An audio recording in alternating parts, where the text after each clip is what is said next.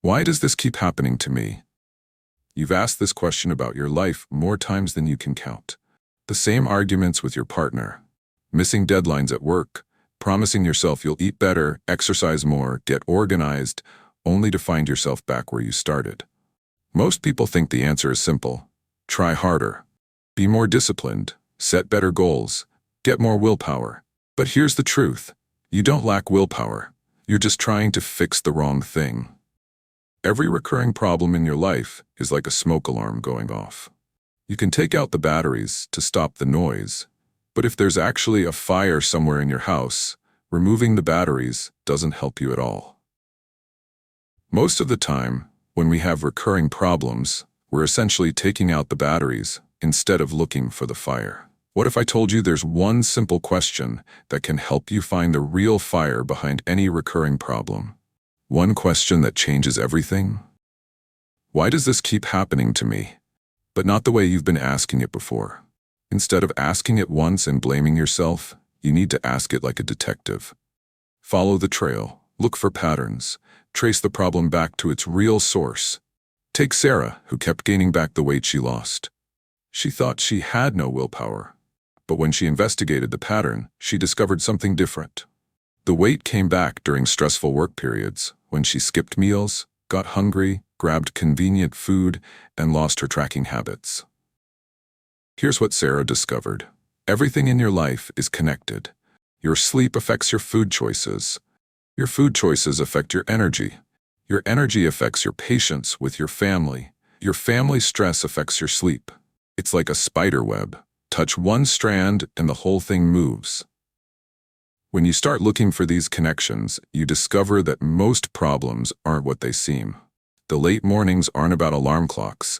They're about spending 15 minutes every morning looking for your keys. The relationship fights aren't about communication. They're about trying to have serious conversations when you're both exhausted. Here's how you become a detective of your own life. First, ask the question, why does this keep happening to me? Then, instead of accepting your first answer, keep digging. Ask, what actually happens when this occurs? What happens right before? What makes this more or less likely? Every recurring pattern has weak spots, places where small changes can create big results. Maybe it's eating a real lunch so you don't grab junk food at 3 p.m. Maybe it's putting your keys in the same place every day so you don't waste time searching. Maybe it's having difficult conversations when you both have energy, not when you're drained. This thinking doesn't just work for personal problems. It works for relationship conflicts, workplace challenges, parenting struggles, any situation where the same issues keep coming up. Because most recurring problems aren't isolated events. They're loops. And every loop has multiple points where you can intervene to create a different outcome. When you learn to see patterns instead of isolated problems, everything changes. You stop fighting the same battles over and over. You start solving problems that have frustrated you for months or years. You develop confidence in your ability to understand and improve any situation. The question, why does this keep happening to me, becomes not just a tool for solving problems, but a way of engaging with the world that assumes problems are understandable, and that understanding leads to better solutions. The patterns are always there, waiting to be discovered. Once you learn to see them, you can't unsee them. And that changes everything. You no longer have to wonder why the same problems keep showing up in your life.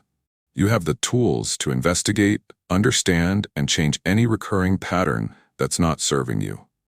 The question, why does this keep happening to me, is no longer a cry of frustration. It's the beginning of real change. So the next time you find yourself stuck in the same old pattern, remember, you're not broken. You don't need more willpower. You just need to start asking the right questions. Your patterns are waiting to be understood. And understanding is the first step to freedom.